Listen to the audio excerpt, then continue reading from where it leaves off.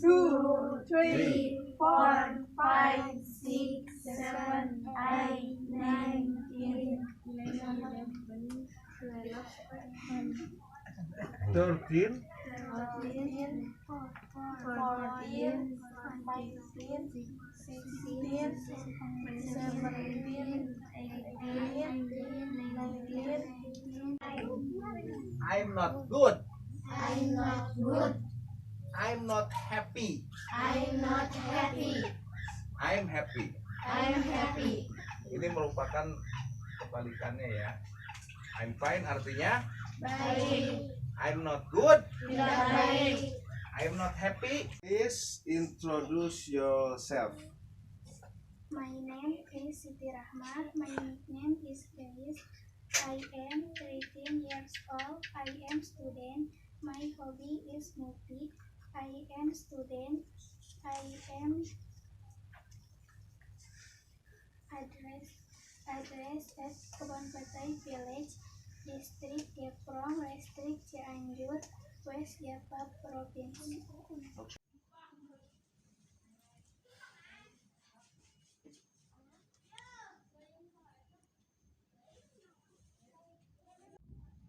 Assalamualaikum warahmatullahi wabarakatuh. Sampurasun pemirsa Warta Desa. Alhamdulillah saya sudah sampai ke rumahnya Pak Ustadz Nurdin. Kebetulan di sini ada hadir juga seorang anggota kepolisian yang beliau ini juga membantu Pak Ustadz Nurdin ini dalam mengajar bahasa Inggris. Dan saya akan ajak pemirsa ini untuk berbincang-bincang santai ya, Pak Ustadz. Pak, kaitan dengan bagaimana Bapak mengonsep pendidikan dari agama maupun pendidikan bahasa Inggris. Ini yang sangat menarik buat kita semua ini. Yang sangat menarik ini kaitan dengan agama, budaya, bahasa Inggris disatukan dalam konsep satu tatanan yang memiliki ketergantungan masing-masing. Artinya satu sama lain saling membutuhkan. Assalamualaikum warahmatullahi wabarakatuh. Waalaikumsalam. Saya akan bertanya dulu ke Pak Ustadz ya. Pak Ustadz, siapa nama lengkapnya Pak Ustadz? Muhammad Nurdin Mulyadinata. Muhammad Nurdin Mulyadinata. Ini kalau nggak salah ini Pak Ustadz ini seorang penggagas daripada pondok pesantren Al-Ikhlas. Al-Ikhlas ya, Al-Ikhlas ini. Ini Al-Ikhlas ini berdiri sejak tahun berapa Pak? Kalau berdiri sudah lama, ya dari tahun berapa ya? Udah lupa lah saya tanggalnya karena memang Al-Ikhlas ini nenek moyang dulu. Dalam arti sesepuh kampung Tugu ini yang memberi nama Al-Ikhlas. Kenapa? Karena memang keikhlasan masyarakatnya untuk membangun, untuk membina anak-anak generasi kita. Jadi untuk nama Al-Ikhlas ini sendiri ya mungkin dari tahun 19 sekian lah, saya lupa itu. Gitu. Oke. Ini Pak Ustadz, ini kan yang jadi luar biasanya ini bagaimana cara membagi waktu antara kegiatan keagamaan, kegiatan budaya, dan kegiatan pendidikan tadi menyatukan dengan bahasa Inggris nih Pak. Ini yang sangat menarik buat saya sehingga kami dari Warta Desa datang ke sini nih untuk bincang-bincang langsung, pertanyakan langsung bagaimana cara membagi waktu. Misalkan salah satu contoh, Pak Ustadz ini kan murid-muridnya ini usia berapa Pak? Ini Kalau untuk saat ini usia muridnya itu paling besar dari mulai 18 sampai intinya dari bawah sampai 18 untuk saat ini. Di usia 18 tahun. Cuma kebanyakan kita di sini usianya itu sekitar 15 ke bawah, Pak. Dari mulai mungkin 9 atau 10 tahun itu sampai 15 itu kebanyakan. Cuma yang dari 15 sampai 18 itu paling ada beberapa orang saja karena memang sibuk dengan pelajaran-pelajaran sekolah untuk saat ini. Untuk pelajaran mengaji ini kan salafi ya Pak. Iya. Salafi artinya kita itu ada waktu-waktu tertentu ya di luar dari jam sekolah pendidikan lain. Nah, kalau ini jam berapa paling? Kalau biasanya untuk Al-Qur'an nih. Ya, untuk Al-Qur'an kita biasanya mengajarkan atau membagi waktu itu setelah sholat maghrib biasanya, Pak. Setelah sholat maghrib sampai dengan selesai. Nah, kalau untuk pelajaran-pelajaran seperti cara penulisan atau apa, biasanya kita dari asar. Intinya dari jam 16 ini sehabis asar sampai menjelang maghrib. Nah itu untuk pembagian waktu daripada kita mengajarkan kepada anak-anak apa yang kita bisa. Kalau budaya gimana Pak? Nah kalau untuk kebudayaan sementara ini kita memang masih dari dasar banget ya. Oh iya. Jadi intinya mengajarkan anak-anak ini itu waktunya itu dibagi dalam arti dalam 1 minggu itu mungkin 1 atau 2 kali gitu kan.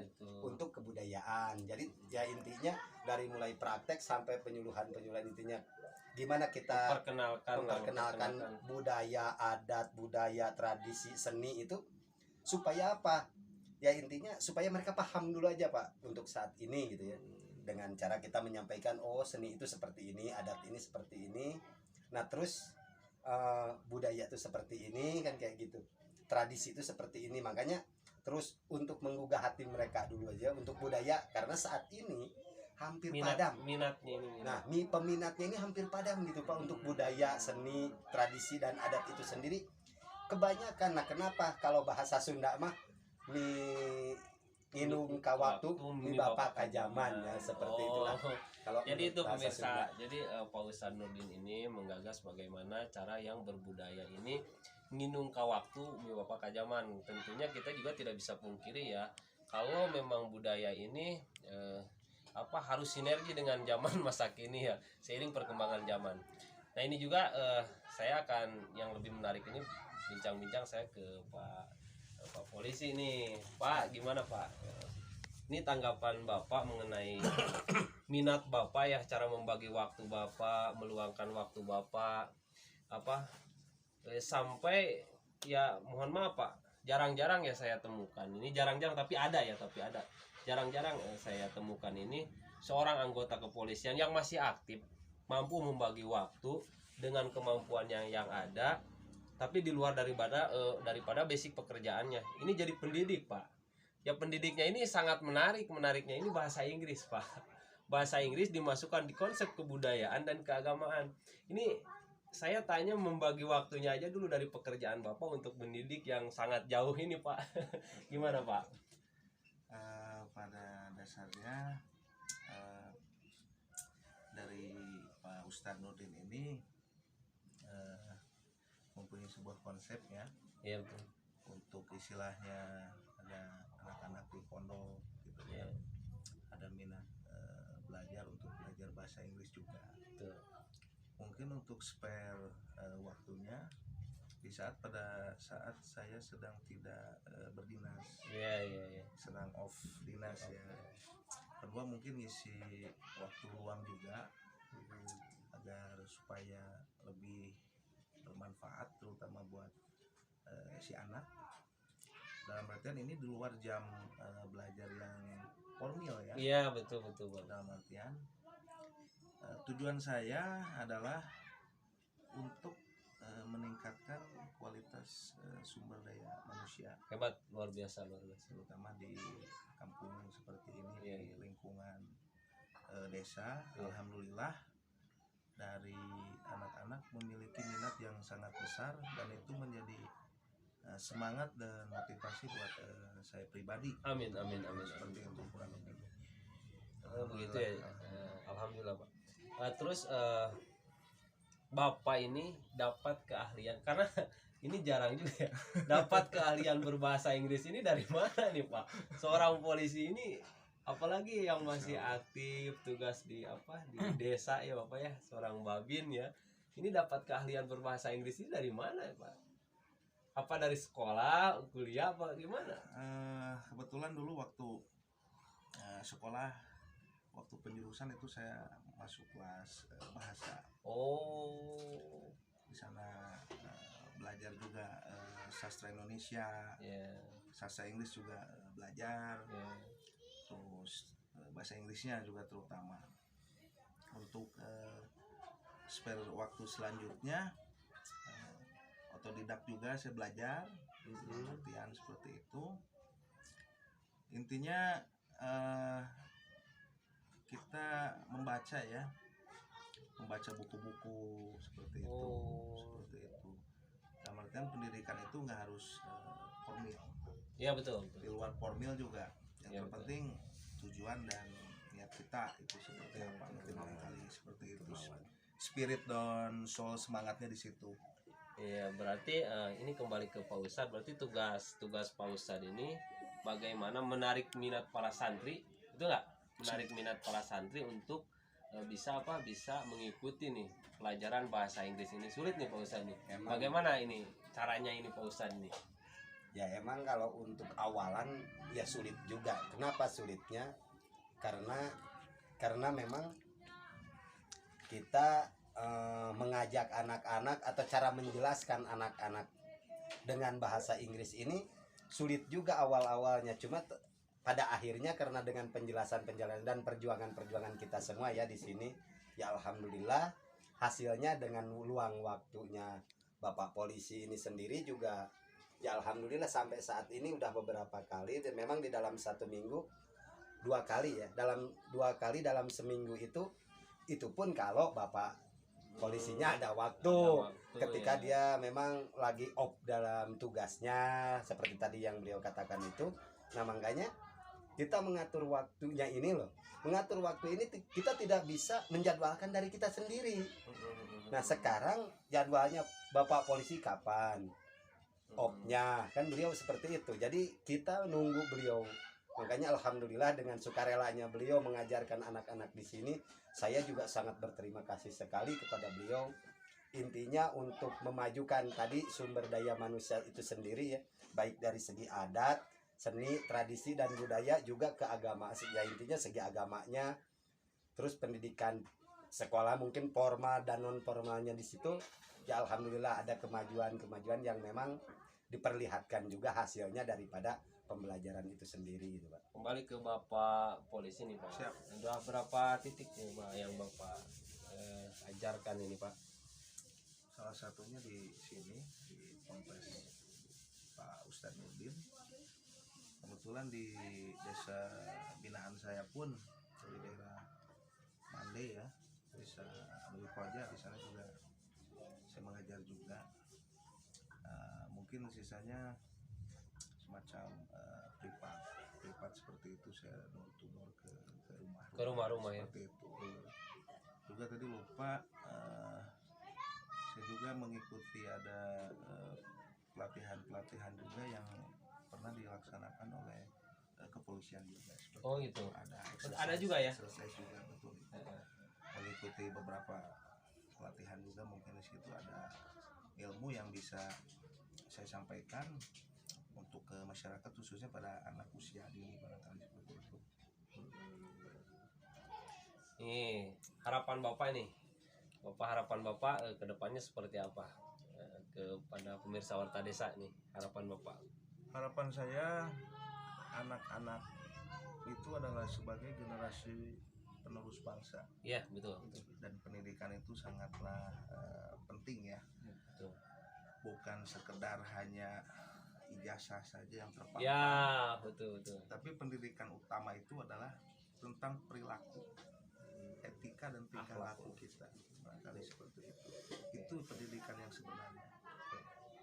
Tingkah laku. Kritik dan saran? Sarannya Kritik, kalau bukan kritik mungkin ya. apa? Koreksi Pemirsa, koreksi, jangan kritik, koreksi. Untuk sementara belum ada yang terpikirkan. Betul. Untuk inspirasi hari ini, sarannya kita semua bersama-sama, ada peran serta juga dari masyarakat. Tanpa peran serta dari masyarakat kita juga tidak bisa berbuat sendiri. Betul. Perlu dukungan dan support dari semua elemen masyarakat. Intinya support dan doanya mungkin itu yang paling utama. Dan Amin. kita bismillah aja semuanya memulai sesuatu itu.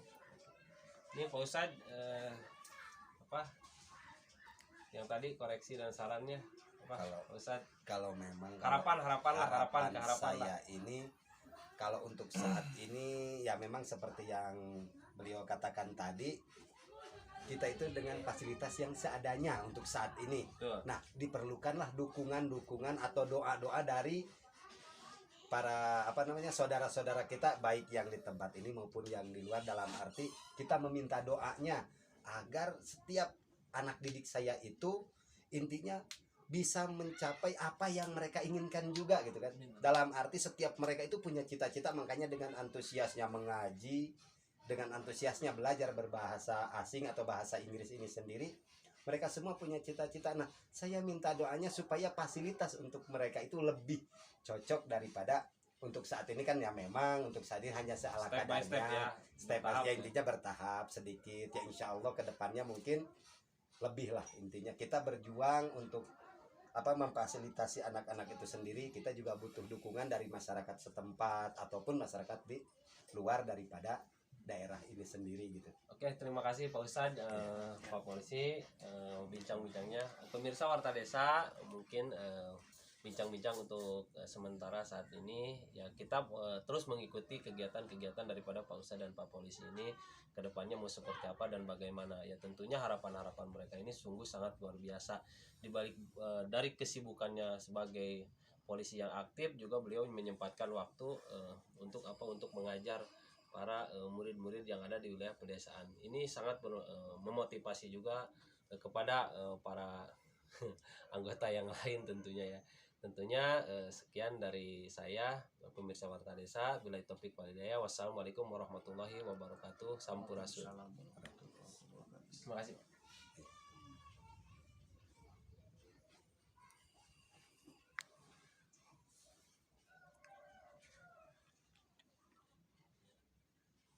Terus